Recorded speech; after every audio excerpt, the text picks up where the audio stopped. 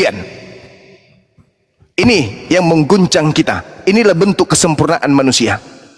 Andai saja kita tidak memiliki intelijensi, tidak bisa kehendak bebas, kemudian kita tidak diuji, maka Tuhan gagal menciptakan makhluk yang sempurna. Silakan. Mudah-mudahan tempe tahunya berfungsi. Lanjut. Gurunda, assalamualaikum. Maaf baru monitor Gurunda. Maaf Bang. Waalaikumsalam warahmatullahi wabarakatuh. Assalamualaikum warahmatullahi wabarakatuh Gurundaku. Siap. Baru monitor ya.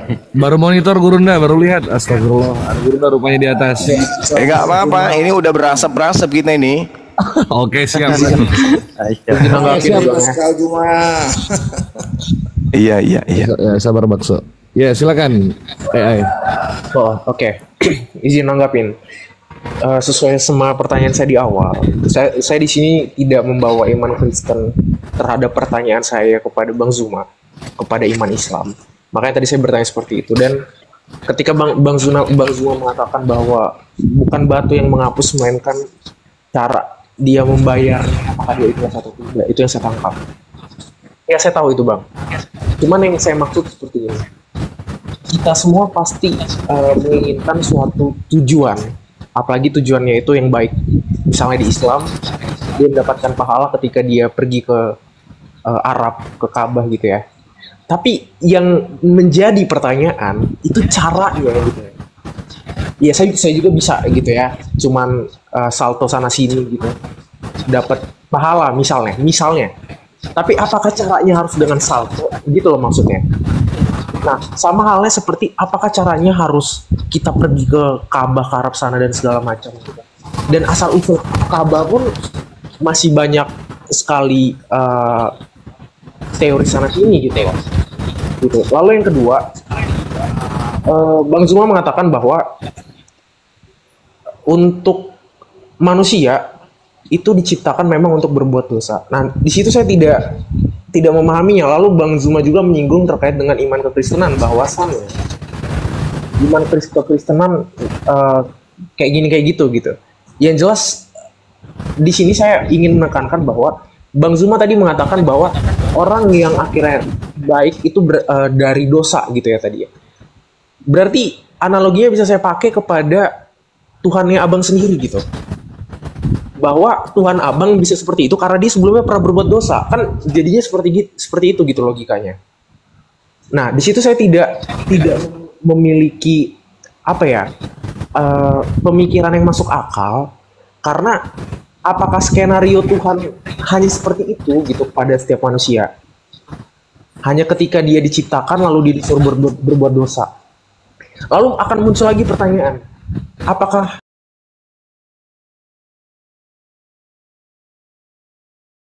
jadi salah satu tipu muslihatnya iblis? Jadi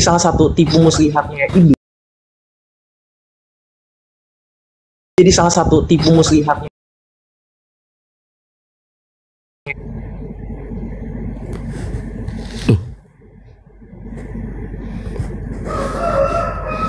Waduh,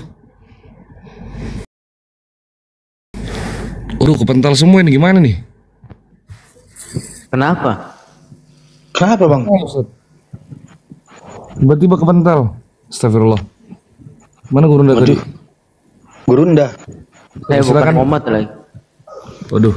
Maaf kepental ini, kenapa? Tiba-tiba. Masya Allah. Ya Allah. Ini gara-gara tentara Romawi nih. Maaf Gurunda, kepental Gurunda, nggak tahu. Biasa. Naik kan tadi adik kita itu yang dari Kristen. Siap. Silakan Al. Siapa tadi? Silakan naik lagi tadi.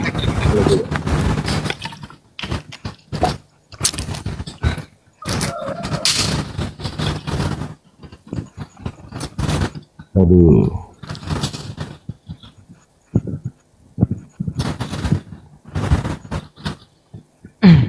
Oh, ini dia naik dah. Oke, siap. Iya, lanjut. tadi sampai mana ya Bang?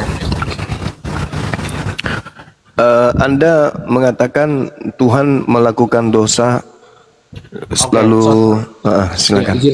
Izin melanjutkan ya. Terima kasih kesempatannya sebelumnya. Ya, jadi kalau misalnya di sini saya ingin sedikit berbicara tentang logika aja sedikit gitu ya. Jika seperti itu, apakah memang berarti manusia hanya diciptakan untuk berdosa saja? Lalu Bang Zuma menyinggung lagi bahwa tujuan seseorang yang mau jadi beberapa profesi dokter entah itu segala macam karena ada kesempatan untuk berbuat dosa gitu. Karena tujuan, ya kita tahu lah, maksudnya setiap profesi itu pasti memiliki tujuan gitu loh. Ketika dia melakukan dosa berarti dia mengikuti tujuan daripada iblis itu sendiri gitu. Dan juga tadi Bang Zuma menyinggung terkait dengan Yesus yang dimana menghapuskan hukum Taurat. Bang, bukan, Yesus bukan menghapuskan, melainkan menggenapi, Bang, gitu. Jadi saya di sini hanya ingin bertanya seperti itu gitu. Kenapa sesederhana itu ketika manusia diciptakan lalu berdosa, padahal dalam iman Kristen sendiri dia menjelaskan di Kejadian 1 ya, misalnya baiklah kita menjadikan manusia menurut gambar dan rupanya. Lalu di sini juga dijelaskan di ayat yang saya kalau tidak salah manusia diciptakan untuk memuliakan Tuhan gitu. Seperti itu sih, Bang. Oke. Sudah, Bang? Sudah, Bang. Oke, baik. Jadi kaidah di dalam Islam, sekali lagi saya katakan, saya bacakan di dalam Al-Quranul Karim, A'udzubillahi minasyaitonirrajim. Bismillahirrahmanirrahim. Wa qulil haqqu min rabbikum faman syaa'a falyu'min wa man syaa'a falyakfur. Kebenaran itu seluruhnya sudah datang dari Tuhanmu. Barang siapa yang menghendaki beriman, hendaklah ia beriman. Barang siapa menghendaki kufur, hendaklah ia kufur atau kafir. Tuhan mencipta surga neraka. Kalau manusia tidak bisa melakukan dosa, buat apa neraka dicipta? Kemudian di ayat yang lain, Allah memiliki sifat. Apa sifat Allah? Al-Ghafur. Allah itu Maha Pengampun. Qul ya ibadi. Ketika diseru manusia, wahai hambaku yang melampaui batas terhadap diri mereka sendiri, janganlah kamu berputus asa dari rahmatku. Sesungguhnya aku Allah mengampuni dosa-dosa semuanya. Ini cerminan bahwasanya Allah itu adalah pencipta yang Maha Pengampun. Sama seperti dalam kitabnya orang Yahudi di dalam 2 Tawarik 7 nomor 14. Dan umatku yang atas namaku disebut merendahkan diri, berdoa, mencari wajahku, lalu berbalik dari jalan-jalannya yang jahat, maka aku akan mendengarkan dari surga dan mengampuni dosa mereka pun dari surga serta memulihkan negeri mereka. Apakah data seperti ini bisa dipakai? Di dalam Bible, aku Maha Pengampun, aku akan mengampuni. Apa yang mau diampuni kalau manusia dicipta tanpa ada keadaan di mana mereka bisa melakukan dosa? Apa yang bisa dilakukan kemudian dengan kemaha pengampunan Tuhan? Kalau manusia itu tidak punya potensi untuk melakukan dosa, tidak bisa. Harus manusia itu sempurna. Dia bisa, kan Anda tadi mengatakan di dalam kitab Kejadian manusia kemudian dicipta serupa. Kalau manusia dicipta serupa, pencipta langit dan bumi itu punya keadaan di mana dia memberi ganjaran kejahatan. Tuhan mendatangkan bencana, Tuhan mendatangkan musibah, Tuhan menetapkan kejahatan, dan kemudian Tuhan juga menetapkan kebalikan daripada itu semua. Nah, kalau manusia harus juga memiliki hal yang serupa. Manusia bisa berbuat baik, manusia bisa berbuat jahat. Kalau manusia hanya bisa berbuat baik saja, atau manusia bisa berbuat jahat saja, maka manusia tidak sempurna. Tidak bisa jadi pemimpin.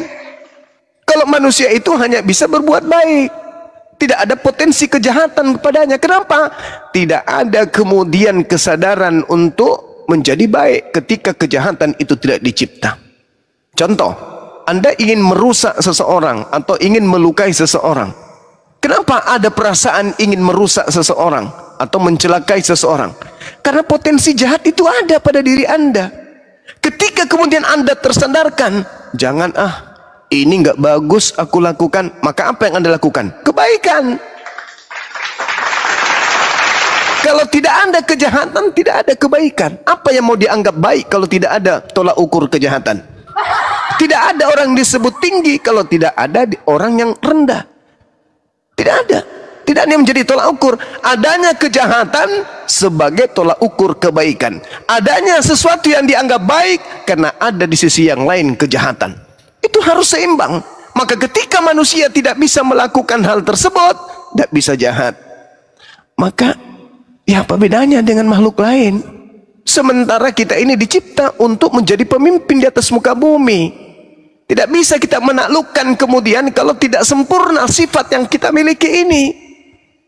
Bagaimana kita bisa menaklukkan alam semesta kalau tidak ada syahwat, tidak ada potensi untuk melakukan sesuatu yang menggairahkan hidup kita ini. Nah, itulah makanya diberikan kita akal supaya kita bisa menyeimbangkan antara mana yang harus kita pilih, kejahatan atau keburukan. Itulah akal sebagai penopangnya. Begitu saudara. Kenapa kambing itu makan rumput? Karena tidak ada akal bagi mereka. Sekiranya kambing itu ada akal, maka dia akan ke pasar, beli panci, beli wajan, beli minyak goreng, beli lombok, tomat, dan seterusnya. Akan tetapi fisik tak sanggup lagi melakukan itu. Gimana kambing mau goreng? Gak bisa. Maka diciptalah manusia dengan kesempurnaan. Akalnya ada, jari-jarinya ada, tangannya ada, kakinya ada, bisa berjalan ke pasar, memilih ini, memilih itu, karena dia sempurna. Fi ahsani taqwim. Itulah adilnya Allah. Bayangkan kalau ada perintah kepada sapi dengan akalnya. Wah, sapi mau jadi harus bikin jembatan ini. Bagaimana seekor sapi bikin jembatan, Cak Ayu? Bagaimana dia mau berkantor pakai dasi sapi itu? Ayo semua sapi-sapi kita rapat hari ini. Gak bisa. Manusia yang diberi potensi, ketika saudara Kristen mengatakan manusia serupa dan segambar dengan Tuhan, maka konsekuensinya harus Anda menerima penjelasan saya bahwa manusia memiliki semua aspek namun tidak sempurna seperti Tuhan. Sampai sini paham? AI, halo, silakan. AI. Ya oke. Tadi mengapa saya mengutip manusia segambar dan serupa dengan Allah? Ya di sana sebenarnya bukan berarti apa yang menjadi gambaran dan rupa daripada manusia terhadap Allah itu sepenuhnya sama oleh manusia tersebut. Enggak, ini konteksnya adalah manusia diciptakan menurut gambar dan rupa Allah itu untuk mewakili istilahnya ya, mewakili Allah atau Tuhan itu di bumi gitu, untuk mengasihi, berbuat baik gitu ya, dan hidup dalam ketaatan, misalnya seperti itu. Jadi kalau misalnya manusia tidak segambar dan serupa dengan Allah, karena manusia diharuskan untuk berbuat dosa, itu sangat tidak masuk akal gitu. Makanya tadi saya jelas itu nggak diharuskan, saudara. Saya nggak pernah mengatakan diharuskan, tapi diberi potensi. Ada nggak potensi Tuhan itu marah, murka? Oke, iya ada. Nah, gitu. Itulah manusia. Nah, Anda mencerminkan manusia serupa dan segambar, itulah dia. iya, segambar dan serupa itu dalam konteks dan pemahaman manusia berbuat baik, mengasihi, hidup dalam ketaatan, mengikuti. Ya, berarti begini. Ketika saudara mengatakan dia mewakili Tuhan, oke, Tuhan bisa marah kan? Tuhan bisa murka. Tuhan bisa mendatangkan bencana kan? Bisa. Tuhan bisa mengutus roh jahat kan? Bisa. Tuhan yang menciptakan kejahatan kan? Bisa. Manusia diberi potensi itu juga. Bukan hanya kebaikan aja. Siapa bilang Tuhan menciptakan hanya mengasihi? Enggak. Tuhan itu menyiapkan neraka jahanam untuk melumat habis orang-orang kafir. Itu Tuhan ciptakan itu. Tuhan mengutus roh-roh jahat. Oke, Itu jelas itu. Sebentar Bang Suma. Kalau misalnya kita memiliki pemahaman seperti itu, akan muncul lagi pernyataan bahwasannya iblis berhak untuk dikasih awards lah atau penghargaan gitu akan hal itu gitu. Jadinya seperti itu gitu loh. Kalau kita menganggap pemahamannya seperti itu. Nah, adanya gelap itu karena ketiadaan terang gitu. Bukan berarti gelap itu diciptakan dan juga terang itu diciptakan gitu. Enggak kayak gitu. Karena kejahatan itu tuh berbeda lingkup daripada Allah itu sendiri dalam iman Kristen, Bang. Gitu. Makanya tadi saya katakan kembali lagi, jika Abang mempercayai bahwa manusia itu diciptakan harus berdosa, kalau nggak berdosa dimusnahkan, dan akhirnya dia lucu. Baik. Diulang lagi. Siapa Bukan yang juga mengatakan harus berdosa? Potensi. Ingat saudara. Manusia itu kalau dia gila, itu tidak ada kewajiban untuk tunduk kepada perintah. Kenapa? Karena error. Memori nggak berfungsi. Tapi kalau dia waras, maka semua sensor yang Tuhan berikan itu harus terdeteksi sesuai dengan akal. Maka yang dihukumi adalah mereka yang waras aja. Yang gila nggak dihukumi. Jadi Al-Quran menerangkan kebenaran sudah ditorehkan. Nih, tinggal kau pilih. Mana yang harus kau lakukan, mana yang tidak harus kau lakukan. Terserah kamu. Aku sudah kasih potensi, aku sudah kasih alat kau berupa akal. Mana yang ingin kau lakukan? Silakan Anda lakukan. Mana yang tidak ingin kau lakukan, tinggalkan. Wa qulil haqqu min rabbikum. Jadi manusia itu tidak dikatakan berbuat dosa lah, tidak.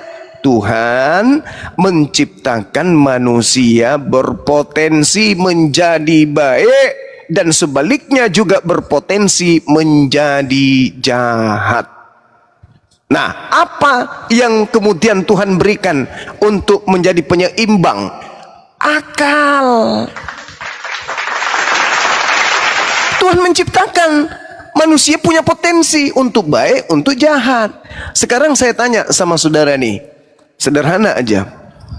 Ketika Adam tidak diberi potensi untuk berbuat jahat, lalu Tuhan memberikan perintah, Adam, jangan kau makan buah ilmu pengetahuan baik dan jahat ini. Pertanyaan saya, apakah Adam bisa melanggar perintah Tuhan ketika dia tidak diadakan baginya kehendak bebas? Silakan.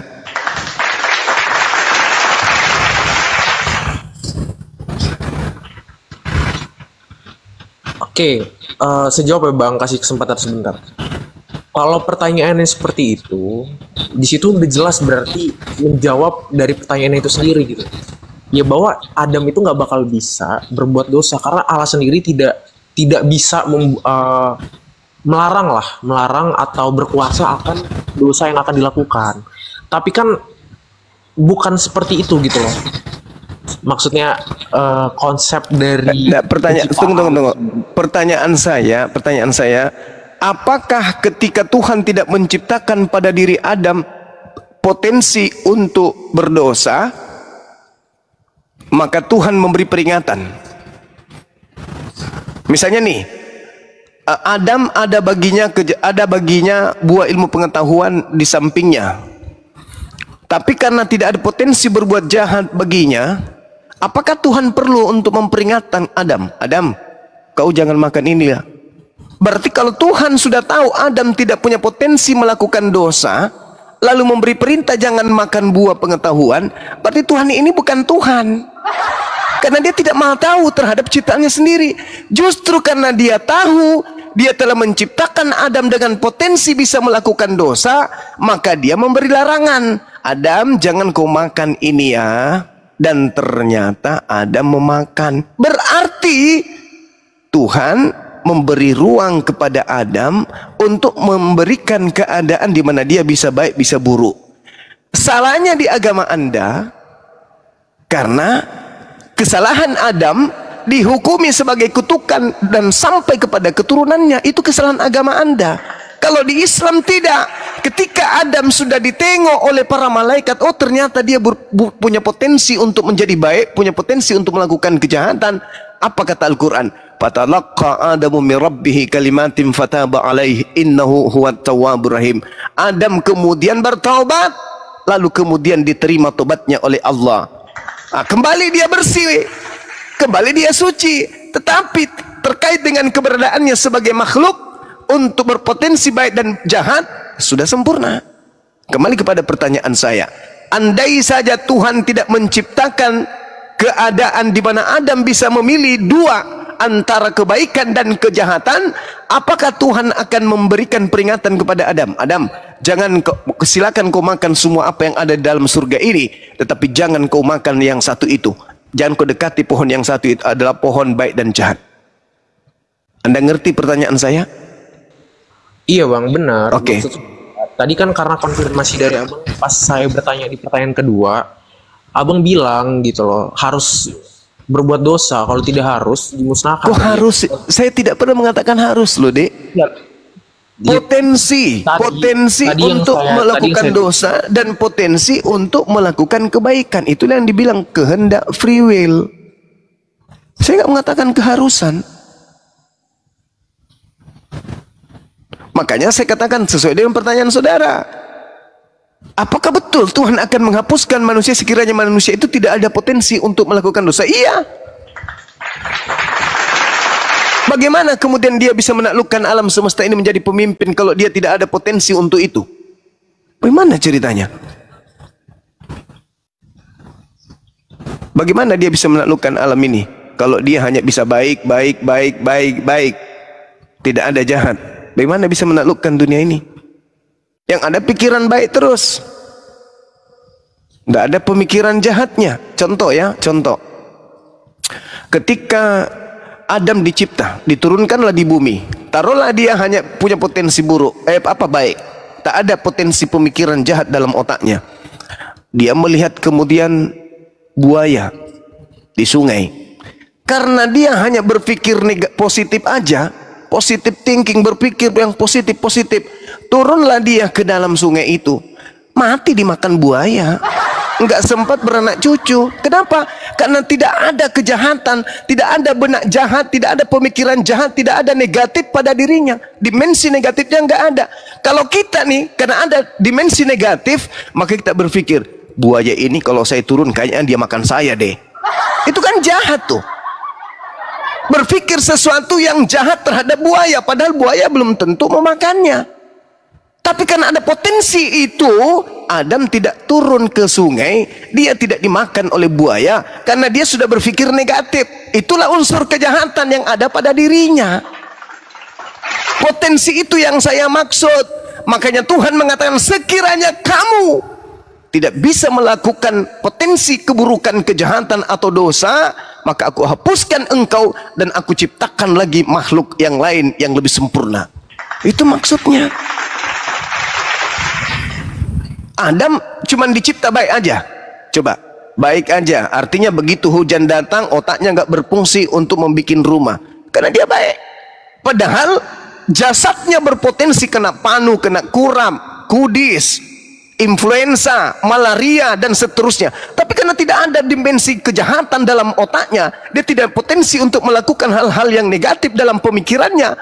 Maka apa yang terjadi? Ya dibiarkan aja dirinya. Berpakaian kagak, sikat gigi tidak, cuci muka tidak, mandi tidak. Kenapa? Karena yang ada hanya baik aja dalam otaknya. Tidak ada negatif, nggak ada negatif-negatifnya. Apakah makhluk seperti ini bisa jadi pemimpin di bumi? Nggak bisa. Karena dia hidup seperti kucing, dia hidup sama seperti gajah, dia hidup seperti buaya. Pernah nggak lihat buaya sikat gigi? Dia berpikir unsur negatif bekerja. Ini gigi hancur kalau saya tidak sikat. Nih, Hancur gigi ini kalau saya tidak sikat. Negatif yang muncul.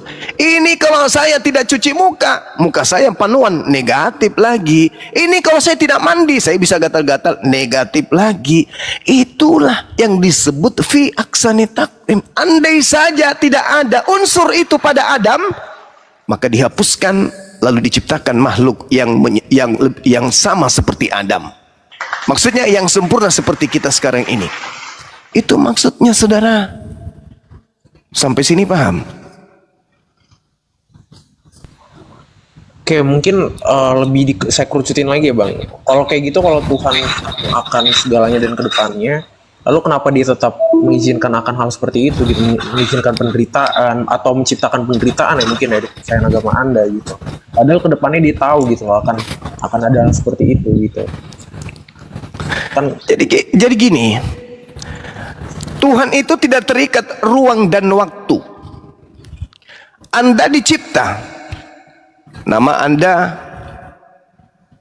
AI misalnya. Apakah Tuhan belum tahu apa yang Anda lakukan besok? Apakah Tuhan tidak tahu apa yang Anda lakukan lusa? Tuhan sudah tahu. Yang akan Anda lakukan sampai Anda meninggal ini A, B, C, D, Tuhan sudah tahu. Tetapi Tuhan tidak kemudian mengatur Anda. Ketika Anda ingin seperti ini, Tuhan mengubah Anda. Tuhan mengubah Anda ke kanan, ke kiri. Enggak. Tuhan memberikan akal. Anda yang memilih. Anda mau mati dalam keadaan Islam, Anda mau mati dalam keadaan kafir, Anda yang memilih. Tetapi pilihan Anda itu berasal dari diri Anda sendiri. Dan titik dua, Tuhan pencipta langit dan bumi sudah tahu ending dari pilihan lo. Karena Tuhan tidak terikat oleh ruang dan waktu. Tuhan tidak kemudian terikat relativitas waktu dan ruang. Itulah Tuhan. Anda diberi kesempurnaan tuh. Saudara AI, nih aku kasih akal samamu. Ini pilihan. Silakan kau berpikir. Apakah kau mau jahat atau kau mau buruk? Silakan kau pilih. Ini akal, ini kitab suci, ini nabi, ini rasul. Aku utus kepadamu. Sekarang kau pikirkan pakai otakmu itu. Mana yang engkau pilih? Tapi sebelum Tuhan menciptakan, Tuhan sudah mengatakan, sudah pilih, ini hambaku, aku udah kasih otak, aku udah kasih ini, bla bla bla bla bla. Tapi dia tetap akan pilih seperti itu. Maka sudah tertulis takdir Anda penghuni neraka, misalnya. Tapi Anda ke neraka bukan karena Tuhan yang mentakdirkan, bukan. Tapi karena Anda sudah dikasih potensi ini, kebaikan dan kejahatan, tetapi Anda lebih memilih kejahatan. Begitu saudara. Bukan Allah mengatakan, Anda mengatakan, loh kalau begitu dia kan sudah tahu bahwa kita akan masuk neraka, kenapa kita diciptakan? Ya kan salah sendiri. Aku sudah kasih kamu akal, aku udah utus nabi samamu. Nah sekarang apa yang kau ikutin? Kau pilih yang mana? Karena nggak ada yang memaksamu ke gereja kan? Nggak ada yang memaksamu untuk keluar dari Islam, nggak ada yang memaksamu kemudian untuk masuk ke Islam kan? Itu pilihan lo, itulah akalmu, itulah kitab suci yang aku berikan. Kenapa kau pilih yang lain? Ya ini kau sendiri yang milih. Contoh, ketika saudara beragama Kristen, pertanyaan saya, adakah Tuhan saya memaksa Anda menjadi Kristen? Adakah Nabi Muhammad SAW memaksakan Anda menjadi Kristen? Anda pilih sendiri bukan? Nah, maka ketika kemudian Anda mati dan masuk neraka, pilihan siapa? Anda sendiri yang memilih kok. Gak ada yang memaksa Anda kemudian untuk memilih masuk Kristen, gak ada. Itulah hebatnya. Terus Anda akan mengatakan, lah saya kan lahir di tengah-tengah orang Kristen. Betul. Tetapi lu lebih hebat daripada orang Islam yang dari lahir Islam. Loh kok bisa bang? Yes. Hari ini kau masuk Islam, seluruh dosa-dosa yang pernah kau lakukan itu terhapuskan kemudian, dan amalan-amalan baikmu itu dihitung sebagai amalan pahala harta surga. Jadi ketika hari ini Anda menemukan Islam, Anda bertemu dengan para apologet Islam, Anda mendengarkan pencerahan dari apologet Islam, Anda bersyahadat masuk Islam, maka seluruh dosa-dosamu yang lalu-lalu dihapuskan. Enak di kamu dong. Kamu sudah menikmati babi enak, tenteng babi enak, kemudian apalagi sop babi enak, apalagi panggang babi enak, apalagi goreng babi enak, capcay babi enak, semua yang haram-haram kau sudah nikmati, sementara mereka yang lahir dalam keadaan Islam tak pernah mencicipi itu. Kamu sudah mencicipi semuanya, habis itu kau masuk syahadat dengan gampangnya. Asyhadu an la ilaha illallah wa asyhadu anna Muhammadar Rasulullah. Dosa-dosamu dihapuskan, maka enggak menang double kali itu. Tapi kalau kau mati dalam keadaan tetap seperti itu, enggak pakai otakmu, ya itu juga. Makanya kaidah dalam Islam, ad-dunya sijnul mu'min wa jannatul kafir. Dunia ini adalah penjara bagi orang beriman dan surganya bagi orang kafir. Jadi nikmati aja surgamu. Kau dapat neraka kan kau nikmati di surga, di bumi kan hidupmu. Apa yang kau inginkan kau rasakan, apa yang ingin kau makan kau makan, apa yang ingin kau minum kau minum, apa yang ingin kau lakukan kau lakukan. Tak ada kaidah perintah. Berbeda dengan Islam, mereka mau makan ini, nahan perut, ini nggak boleh haram. Mereka mau minum ini, nahan perut, ini nggak boleh haram. Mereka ingin bermain, sudah tiba waktu sholat zuhur. Mereka ingin pergi nongkrong, sudah tiba saat asar. Dibatasin, mereka hidup di dunia seperti penjara. Maka hidup berikutnya mereka baru masuk ke surga yang sesungguhnya. Sebaliknya, ketika di dunia, Anda berleha-leha, Senin berleha, Selasa, Rabu, 3, 4, 5, 6, sampai berapa tahun kau hidup, kau berleha-leha terus. Begitu kau masuk ke rumah ibadahmu juga kau cuma pergi nyanyi. Tak ada yang berat dalam hidupmu di dunia kan? Nah inilah sekarang balasannya. Ad-dunya sijnul mu'min wa jannatul kafir. Jadi begitu saudara, nggak ada dalam Islam itu bahwasanya seperti yang Anda tuduhkan tadi, itu keliru itu. Bahwa Tuhan, kenapa Tuhan tidak menghapuskan saja? Kan Tuhan kasih senjata ke kita. Lumpuhkan dunia itu, kuasai bumi, lumpuhkan lautan, lumpuhkan udara, lumpuhkan daratan dengan akalmu. Jangan menjadi bodoh, kata Tuhan. Pakai akalmu, maka kau akan melumpuhkan alam semesta ini. Begitu juga kau akan menemukan aku dengan akalmu. Dengan kau melihat alam semesta, itu sama halnya kau melihat aku. Kenapa? Karena itu karyaku. Dengan kau bercermin melihat dirimu, itu sama halnya kau melihat aku. Kenapa? Karena aku yang buat, bukan lu yang buat diri lu sendiri. Lu tidur, gue yang mengatur paru-parumu sampai lu masih bernapas. Coba kamu dalam keadaan tersadar, tahan napas. Saya hitung sampai 50, pasti matamu sudah melotot. Apa artinya? Otakmu harus kemudian mengambil tindakan memerintahkan kepada paru-parumu untuk segera diisi oksigen. Karena kau tersadar, maka kau akan memerintahkan kemudian secara spontan paru-parumu, hidungmu untuk narik udara. Supaya kamu bisa melanjutkan hidupmu. Tapi anehnya, pada saat kau tertidur nyenyak, adakah kau memerintahkan paru-parumu untuk hirup udara? Adakah engkau memerintahkan hidungmu untuk hirup udara? Tidak kan? Itulah aku. Aku lebih dekat ke kamu daripada kamu dengan urat lehermu. Bukan kamu yang menjaga napasmu keluar masuknya ketika engkau tertidur lelap. Harusnya kau terbangun. Loh, kenapa? Karena kamu kehilangan oksigen. Ketika kau terlelap, kamu lupa berhirup udara kan?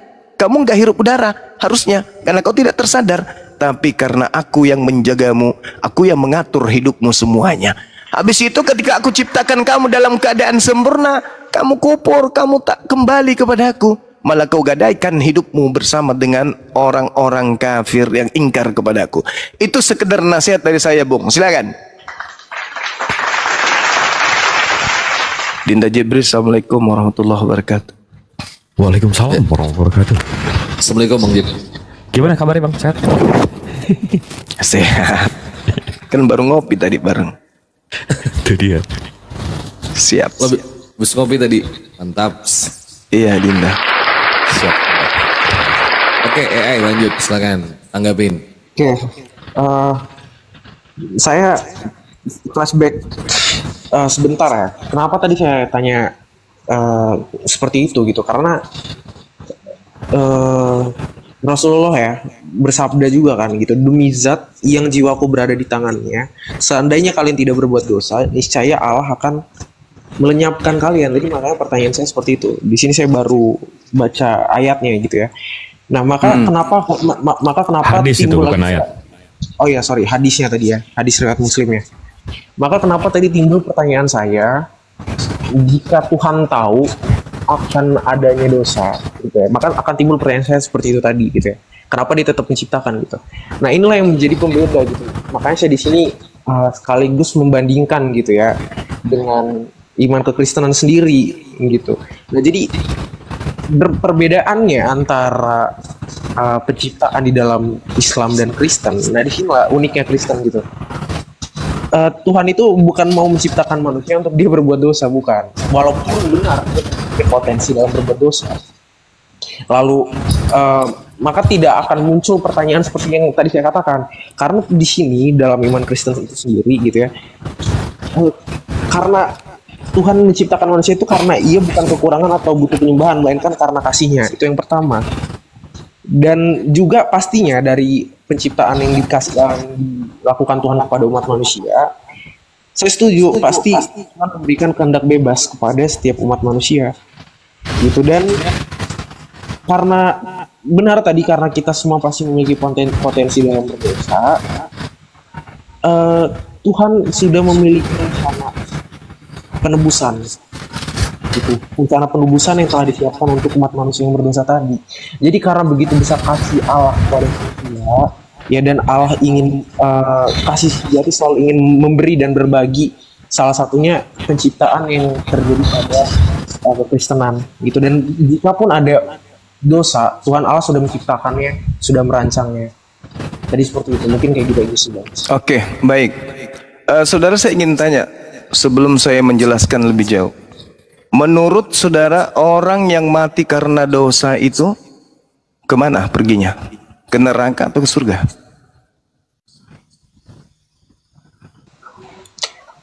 Orang yang mati karena dosa, ya dia matinya ke neraka. Bagus, makasih.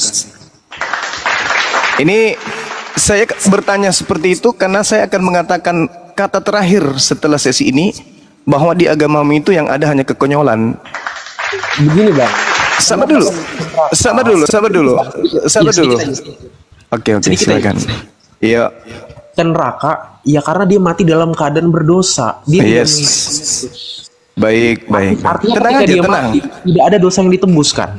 Tenang. Dia mati ketika dia berdosa dan dia mati lalu dia mengikuti Kristus. Ini bukan gereja pastinya kan ya? Ini bukan gereja kan ya? Ya, tenang dulu. Tidak ada dosa. Ini sesi saya karena saya kan habis Anda kan saya. Jadi gini. Ya mungkin itu aja ya bang. Sabar dulu. Tuhan kabur dia. Kabur.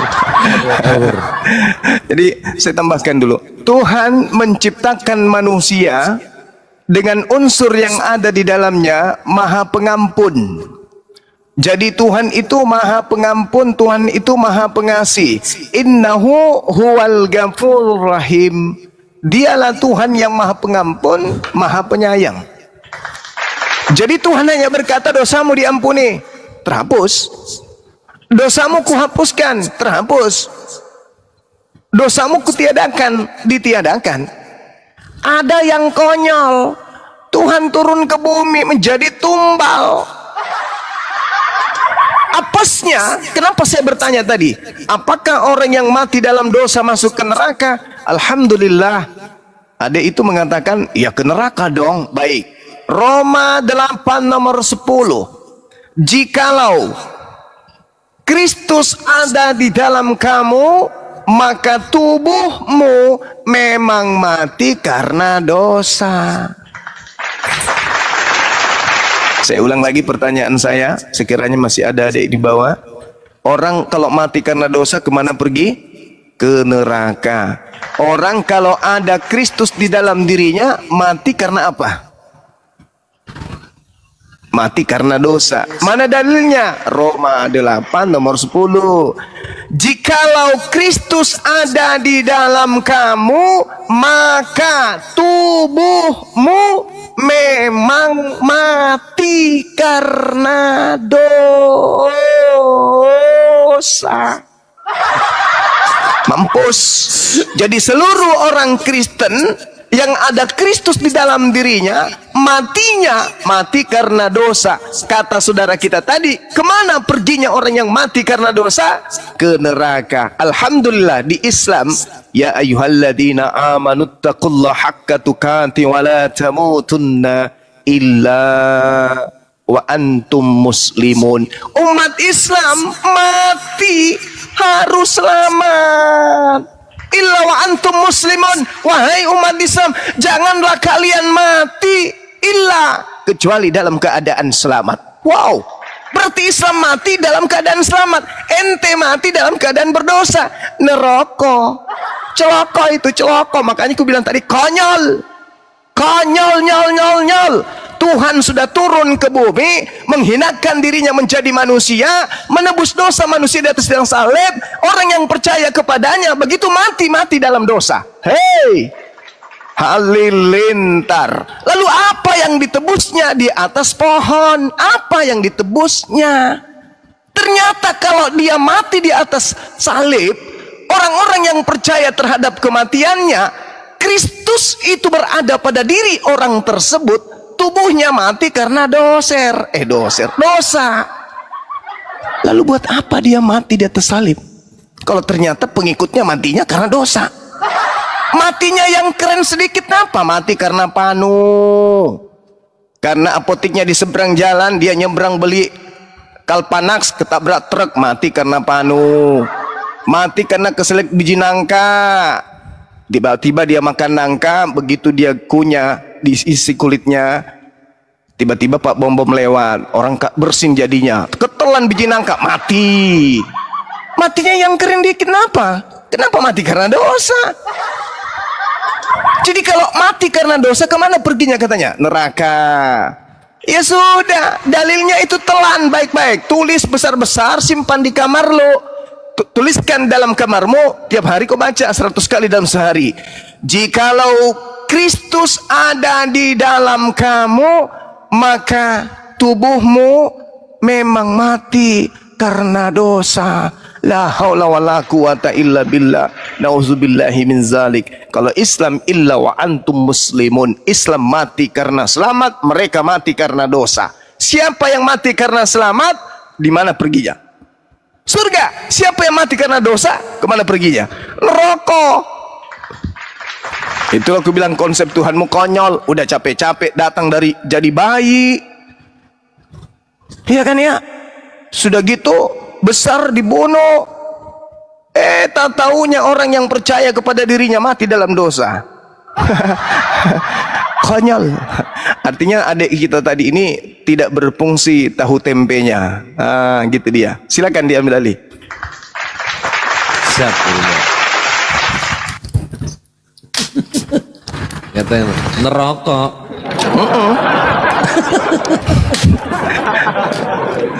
Lanjut. Iya. Tuh. Mana Kristen nih? Tadi ada yang minta naik.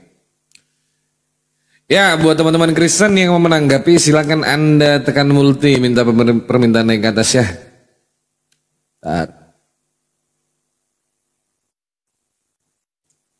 Sebentar, teman-teman Islam tahan dulu.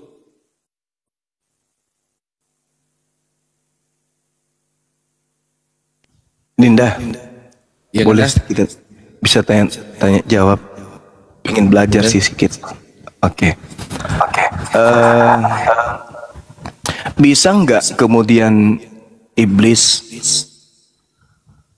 merasuki Yudas sekiranya Tuhan tidak menciptakan kejahatan? Bisa tidak iblis merasuki Yudas sekiranya Tuhan menciptakan kejahatan pada diri manusia? Raiso. Gak bisa. Nggak bisa. Bisa tidak imam-imam kepala membuat kesaksian-kesaksian palsu sekiranya Tuhan tidak menciptakan kejahatan pada diri manusia? Gak bisa.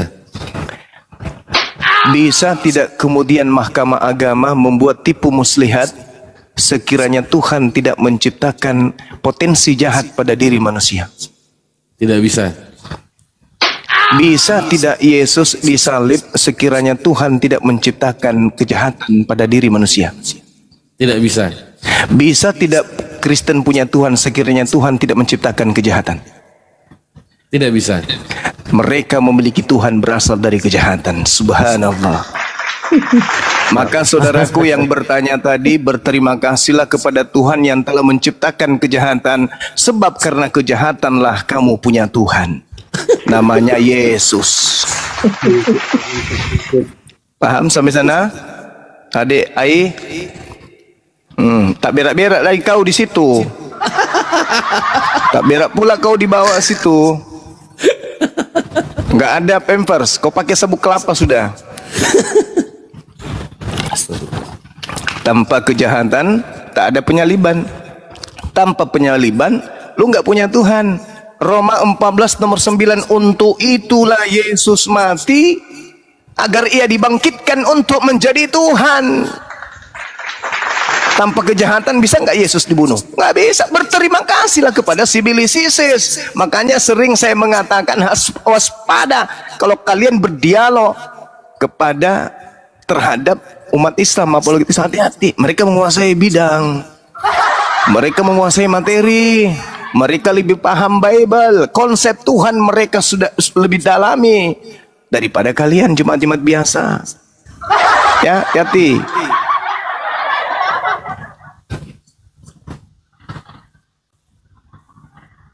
Tidurlah anakku, sebab kelak kau akan dituhankan. Selamat malam. Ya, Anang, ya, lanjut. Ya. Kasih Dinda Jibri lagi. Bang Suma, Ya, berapa kilometer tinggimu? Berapa Tinggi kilometer saya 79 km. Panjang Ya, bahu itu. saya itu Kalau 3 kalian liter. dasar saja Anda bego, bagaimana Anda bicara hal yang kompleks? Kristen sekali bahasanya. itu satu orang 1000 akun dia itu, 1000 akun. Orangnya sama. Lebar pundak saya itu 3 liter, Bang. Harusnya Anda malu. Bang Suma kok tingginya sekian kilometer, beratnya kok sentimeter. Ya sama. Tuhanmu kok manusia. Maria kok melahirkan Tuhan. Piye toh? Hal kecil kaget, hal yang dahsyat nggak kaget. Tuhan kok punya anak di surga. Kacau balau. Ini Ayo silakan disambut tamunya. sopan ini.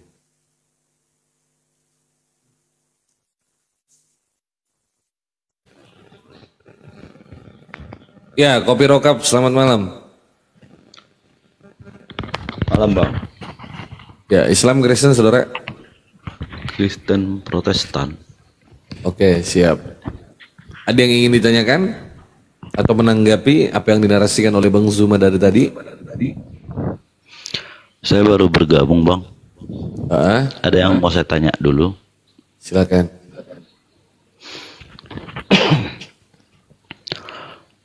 Sama Bang Juma atau Boleh, ada Gurunda di sini. Bang Miftah? Apa yang mau ditanyakan? Ustaz Miftah, ada Bang Jibril Jimen. Nabi-nabi palsu menurut Al-Quran bisa dijelaskan sesuai dalil? Iya, Al-Quran tidak menyebut nabi-nabi palsu. Al-Quran hanya menyebut orang-orang yang telah mengajarkan kemudian sesuatu kesalahan disebut orang kafir, orang zalim. Jadi di Al-Quran tidak menyebutkan tentang nabi palsu. Yang menyebut kaidah nabi palsu itu Yesus. Katanya nabi palsu itu berasal dari Yerusalem. Nabi palsu itu kemudian memakai nama dia, bermukjizat, menyesatkan banyak orang. Di mana Jadi di dalilnya, Islam, Bang? Matius 7 nomor 15, nabi palsunya datang kepada murid Yesus.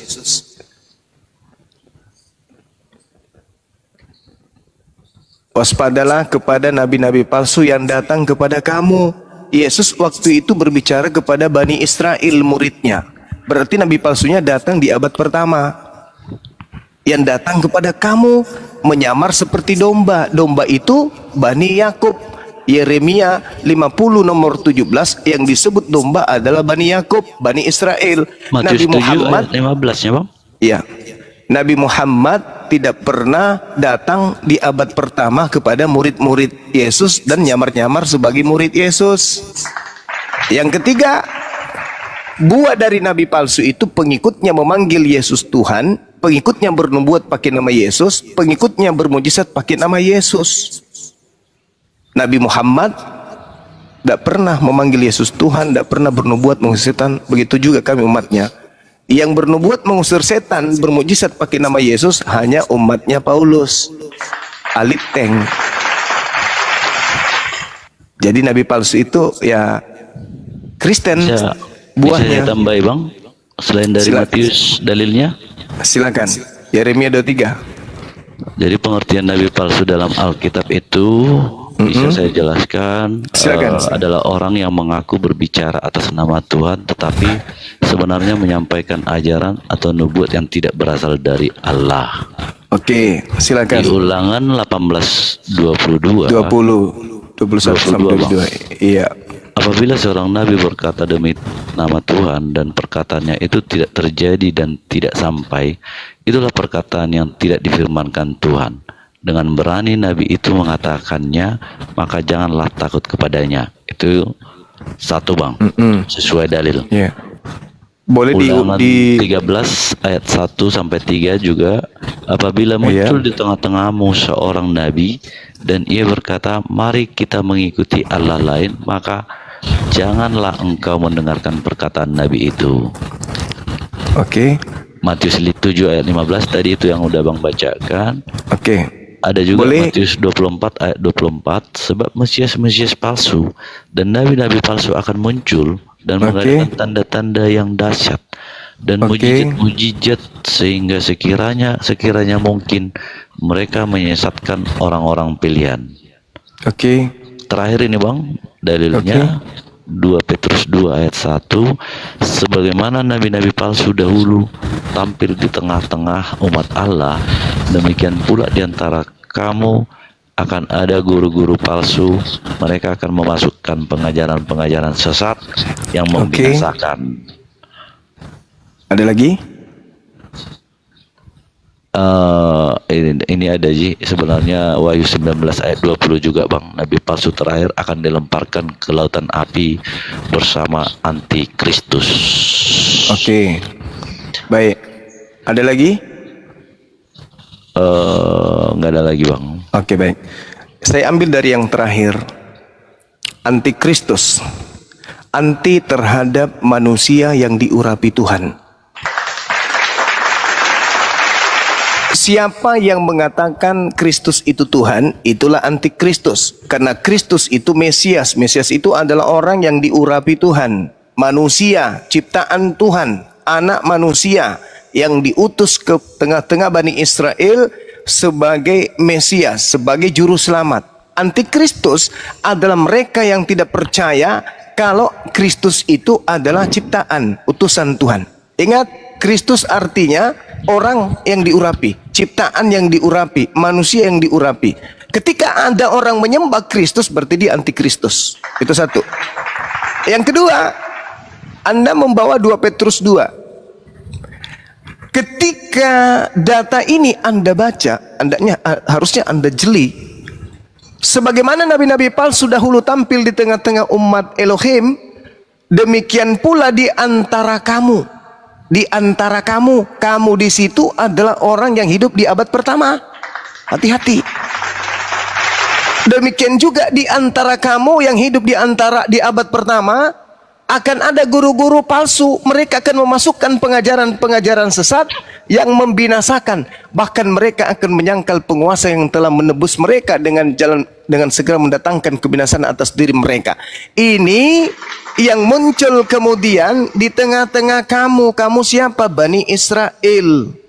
Jadi menurut abang, Yesus itu nabi palsu. Siapa? Jadi menurut Bang Juma, Yesus itu nabi palsu. Yesus itu nabi palsu. Bukan. Yang dimaksud Petrus ini di tengah-tengah Bani Israel itu ada nabi palsu. Coba. Yesus kan di dalam ajaran, dengarkan saya bang. Yesus manusia. Kenapa? Abang bilang tadi Yesus manusia. Memang dia adalah Kristus. Tapi dia malah bisa melakukan mujizat. Iya, karena dia nabi. Berarti bukan nabi palsu ya. Yesus bukan nabi palsu. Ya, nabi palsu ini yang mengajarkan kemudian menyembah kepada Kristus. Kristus itu bukan Tuhan, Kristus itu manusia yang diurapi Tuhan. Lukas 2:11, pada hari ini telah lahir bagimu Kristus Tuhan. Kristus itu apa? Manusia yang diurapi Tuhan. Jadi terjemahan kalau dipanjangkan, pada hari ini telah lahir bagimu juru selamat di kota Daud, manusia yang diurapi Tuhan di kota Daud. Nah, yang mengajarkan menyembah kepada manusia yang diurapi Tuhan itulah nabi palsunya. Baru dua yang saya tanggapi, Bang.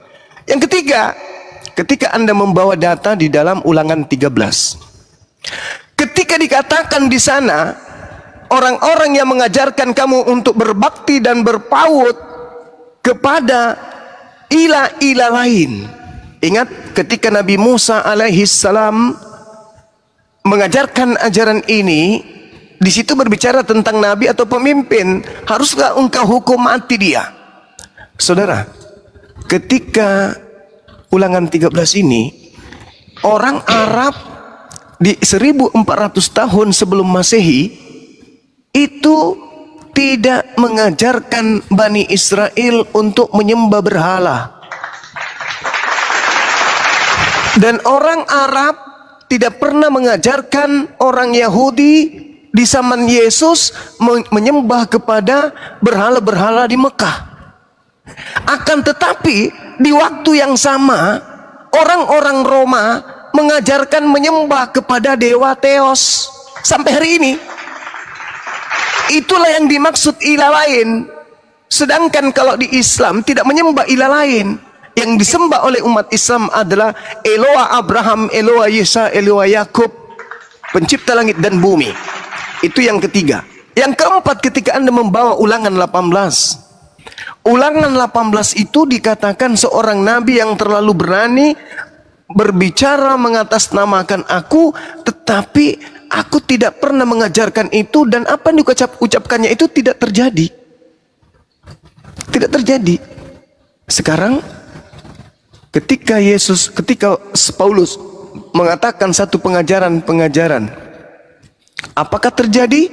Contoh misalnya, ketika yang datang kepadanya adalah anak Maria. Apakah benar anak Maria yang datang kepada Paulus? Bukan. Apa buktinya? Sebelum saya ke situ, nabi palsunya, coba Anda lihat di dalam surah Paulus 1 Korintus 12 nomor 28. Dan Theos dan dewa telah menetapkan beberapa orang dalam jemaat.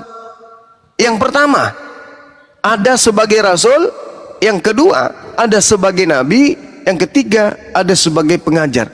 Artinya di tengah-tengah kaumnya Paulus ada rasul, ada nabi. Nah, masih adakah nabi setelah Yesus dalam Kristen? Ternyata nggak ada. Tapi Paulus mengatakan di tengah-tengah jemaatnya ada nabi, ada rasul, ada pengajar. Yang tidak. Waalaikumsalam. Satu aja yang kita ambil dari ajaran Paulus yang tidak terjadi. Apa itu? Ketika dia mengaku bahwa yang datang kepadanya di Pulau Patmos itu adalah anak Maria. Apakah itu anak Maria? Bukan. Kenapa saya katakan yang datang kepada Paulus itu bukan anak Maria? Karena yang datang kepada Paulus itu memang betul-betul bukanlah manusia. Apa buktinya? Di Galatia 1 nomor 1, Galatia 1 nomor 11, 12, Paulus mengaku, aku menerima Injil bukan dari manusia. Berarti bukan anak Maria. Nah, di dalam keadaan yang seperti itu kemudian, di dalam kitab saudara, diterangkan dengan sangat jelas bahwa Yesus itu hanya datang 2 kali saja. Tidak datang 5 kali atau 4 kali, cuman 2 kali. Kita lihat dalam dalilnya di Ibrani 9 nomor 28. Dan sama seperti manusia ditetapkan untuk mati hanya 1 kali saja, dan sesudah itu dihakimi, demikian pula Kristus hanya 1 kali saja mengorbankan dirinya untuk menanggung dosa banyak orang. Sesudah itu ia akan menyatakan dirinya sekali lagi tanpa menanggung dosa untuk menganugerahkan keselamatan kepada mereka yang menantikan dia. Jadi menurut Ibrani 9, Yesus hanya menyatakan diri sekali lagi. Setelah dia menebus dosa di atas tiang salib, dia hanya menyatakan diri sekali lagi. Ingat, kejadian Paulus mengaku bertemu dengan Yesus itu terjadi di tahun 52. Yesus terangkat ke langit di tahun 33. Kalau yang datang kepada Paulus ini adalah Yesus, berarti kapan? Tahun 30 bang. Apanya? Umur Yesus kan 30 tahun. Iya, 33 tahun Yesus terangkat ke langit. Paulus kemudian mengaku bertemu dengan Yesus di tahun 52. Karena Galatia itu ditulis tahun itu. Nah, sekarang permasalahannya, Ibrani mengatakan, demikian juga Kristus hanya satu kali saja mengorbankan dirinya untuk menanggung dosa banyak orang. Sesudah itu ia akan menyatakan dirinya sekali lagi. Kapan itu Yesus menyatakan diri sekali lagi, Bang? Setelah dia turun, seperti yang kapan? dijanjikan dan kami imani dia akan turun, bang. Seperti kenaikan. Kapan itu? Kapan itu, Bang? Ya tidak dijelaskan, tapi akan turun. Sudah datang atau belum? Belum. Nah, inilah yang nabi palsu itu. Sekarang pertanyaannya, yang menyatakan sorry bang, yang menyatakan diri kepada Paulus itu siapa? Maaf, saya lanjutkan dulu bang. Sama seperti Nabi Isa yang akan akan turun juga. Nabi Isa juga belum turun. Berarti Nabi palsu juga. Maksudnya bang? Bukan begitu. Yang nabi palsu ini Paulus. Makanya saya dengarkan saya. Dalil Anda mengatakan, maka dia sesudah itu ia akan menyatakan dirinya sekali lagi. Pertanyaan saya, kapan sekali lagi itu dia menyatakan diri? Akhir zaman, pada saat dia datang membawa tanda kiamat. Betul? Betul? Di mana dalilnya, Bang? Ibrani 9 nomor 28. Demikian pula Kristus hanya satu kali saja mengorbankan dirinya untuk menanggung dosa banyak orang. Sesudah itu Kristus akan menyatakan dirinya sekali lagi. Nah, sekali lagi itu kapan? Nanti di akhir zaman.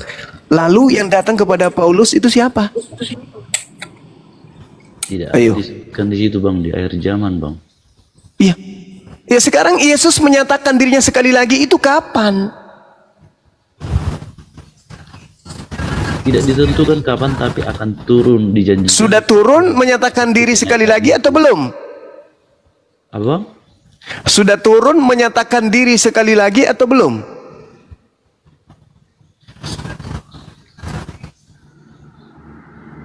Belum turun.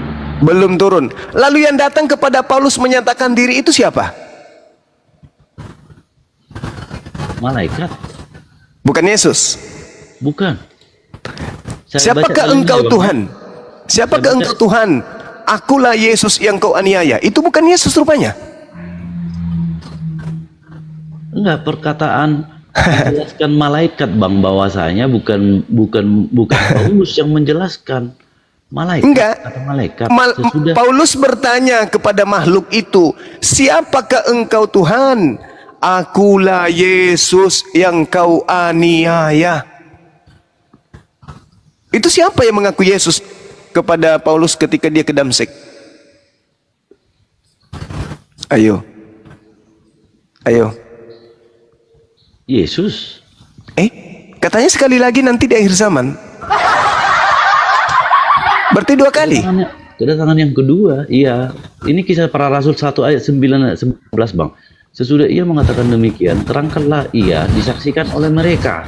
Mereka itu murid-muridnya dan awalnya Yesus terangkat dari pandangan mereka. Dan Yesus terangkat sedang menatap ke langit. Waktu ia naik, tiba-tiba berdirilah 2 orang berpakaian putih dekat mereka dan berkata, itulah malaikat kan? Hai orang-orang Galilea, mengapa kamu berdiri melihat ke langit? Yesus dia akan datang sama seperti yang kamu lihat dia naik ke atas. Dan kamu akan datang kembali dengan cara yang sama. Nah, ketika dia naik, ketika dia naik, dia bersama dagingnya kan? Betul. Ketika dia turun ke Paulus sama dengan daging atau tidak? Daging dan daging. Ada dagingnya ketika ia turun ke Paulus? Ada. Anda nggak belajar berarti. Dia hanya mendengarkan suara tok dan juga melihat cahaya tok, nggak ada daging di situ. Sementara malaikatnya mengatakan, Yesus yang kau lihat terangkat akan datang sama seperti engkau melihat dia turun. Dan Yesus juga klarifikasi, Matius 24 nomor 27, nomor 30, aku akan datang sebagai anak manusia. Dia Kisah datang. Para Rasul 1 ayat 3 Bang. Yesus menampakkan diri kepada murid-muridnya. Itu setelah keluar dari kubur. Alamak. Itu setelah keluar dari kubur dia menampakkan diri. Yang jadi permasalahan di dalam Ibrani 9 nomor 28. Demikian juga Kristus hanya satu kali saja mengorbankan dirinya untuk menanggung dosa banyak orang. Sesudah itu Kristus akan menyatakan dirinya sekali lagi. Sekali lagi, bukan dua kali. Apalagi berkali-kali. Cuman tinggal sekali lagi dia menyatakan diri. Setelah dia terangkat ke langit, dia akan menyatakan dirinya cukup sekali lagi. Pada saat apa? Pada saat kiamat, mendekati kiamat. Nah, yang menyatakan diri kepada Paulus itu siapa? Mengaku Yesus. Itu siapa? Tapi tidak Nah, ada itulah di nabi internet palsu Bang. itu. Hah? Belum kiamat. Saudaraku. Sesuai dalil yang saya Ya, sesuai dalil saudaraku, Ibrani 9 nomor Abang 28. bertanya, Setelah apa- Yesus atau terangkat betul? ke langit, Ada tanda-tanda. tunggu. Setelah Yesus terangkat ke langit, terangkat. Dia akan menyatakan diri di alam semesta ini berapa kali lagi? Setelah dia terangkat. Menurut dalil. Sekali, tepuk tangan, sekali lagi. Jadi dia sudah terangkat ke langit dan dia akan menyatakan diri sekali lagi. Nah, sekali lagi itu kapan? Ada ayatnya Bang, ada dalilnya. Iya, sekali lagi itu kapan? Bukan di akhir zaman, sesuai dalil yang saya jawab. Dan apabila aku telah pergi ke situ dan telah menyediakan tempat bagimu, aku akan datang kembali dan membawa kamu ke tempatku, supaya di tempat di mana aku berada kamu pun berada. Itu Yohanes 14 ayat 3 ya Bang. Jadi maksudnya Yesus kembali itu kapan? Tanda-tandanya kamu akan mendengar deru perang atau kabar tentang perang. Bangsa akan bangkit melawan bangsa dan kerajaan melawan kerajaan. Akan terjadi kelaparan dan gempa bumi di berbagai tempat. Semua itu barulah permulaan penderitaan. Itu tanda-tandanya Bang. Nah, itu sudah terjadi atau belum? Belum. Nah, Belum ada tanda, tapi ada kayak gempa bumi mungkin. iya. ada. Berarti dia belum menyatakan diri kan? Apa? Berarti dia belum menyatakan diri yang sekali itu. Belum. Nah, berarti yang datang kepada Paulus siapa?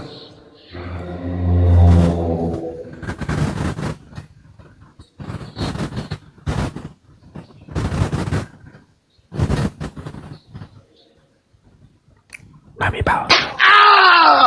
Nabi palsu.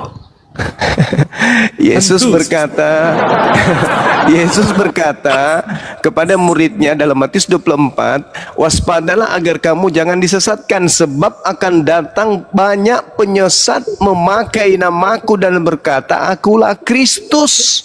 Mereka akan menyesatkan banyak orang. Ingat, Yesus datang hanya sekali lagi.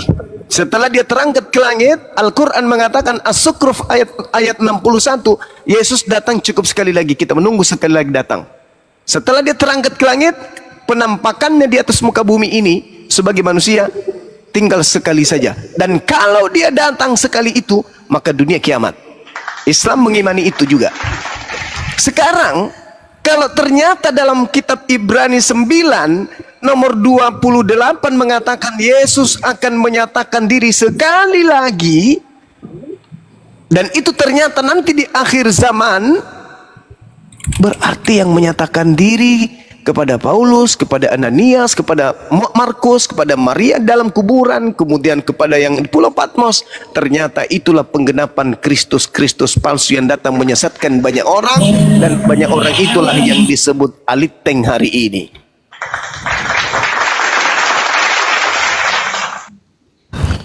Ini harus didengarkan orang-orang murtad nih. Ada saya sedang bertahajud, kemudian datang Yesus Kristus dalam sujudku, pret. Aku lagi umroh, lalu aku melihat Yesus di atas Ka'bah, pret. Kitabmu mengatakan Yesus datang sekali lagi. Kapan itu? Kiamat.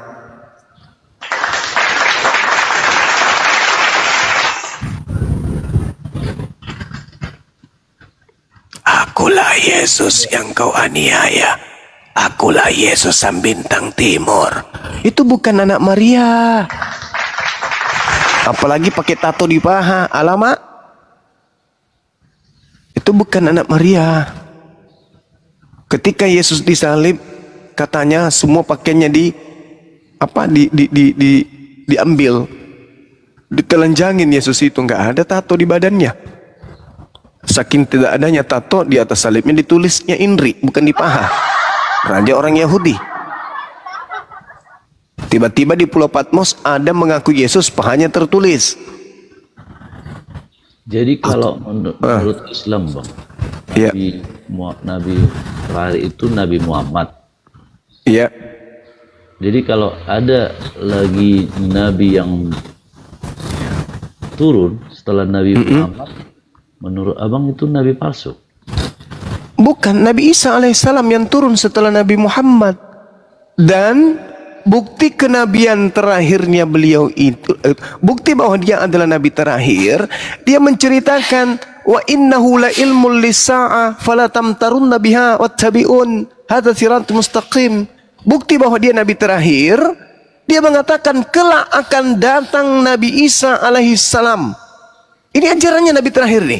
Apakah ajaran Nabi terakhir ini benar-benar terjadi? Betul-betul terjadi. Nabi Isa turun sebagai bukti kebenaran kenabian Nabi Muhammad. Itu berarti bukan Nabi terakhir berarti, Bang. Kenapa bisa? Memang Nabi Isa turun bukan membawa risalah baru. Nabi Isa turun justru untuk melengkapi kemudian apa yang tertulis di dalam Al-Quran. Wa innahu la ilmul lisa'ah